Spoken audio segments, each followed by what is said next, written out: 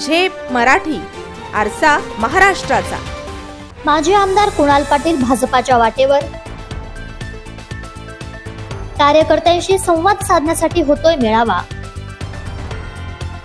प्रवेशाच्या पार्श्वभूमीवर मंत्री रावलांची घेतली भेट। धुळे ग्रामीण मतदारसंघाचे माजी आमदार तथा काँग्रेसचे विद्यमान प्रदेश कार्याध्यक्ष कुणाल पाटील हे भाजपाच्या वाटेवर असल्याच्या चर्चा गेल्या काही दिवसांपासून रंगतायत।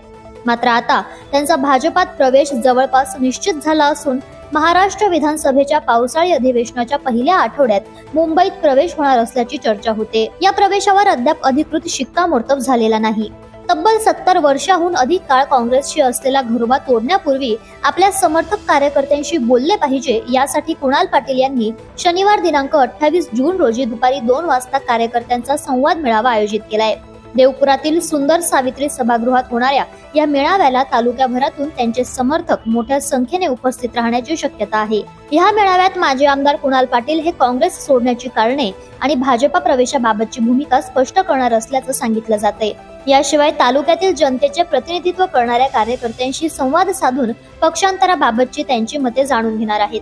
भाजपा प्रवेशाच्या पार्श्वभूमीवर कुणाल पाटील यांनी दोंडेच्यातील गढीवर जाऊन भाजपा नेते मंत्री जयकुमार रावल यांचीही भेट घेतली। या भेटीत प्रवेशासंदर्भात चर्चा झाल्याचं बोललं जातंय। माजी आमदार कुणाल पाटील यांचा भाजपा प्रवेश निश्चित झाल्यास मुंबईत मोठे शक्ती प्रदर्शन केले जाईल अशी ही शक्यता व्यक्त केली जाते। अशाच वेगळ्या आणि ताज्या बातम्यांसाठी पाहत रहा झेप मराठी, आरसा महाराष्ट्राचा। संपादक प्राध्यापक अनिल चव्हाण, धुळे।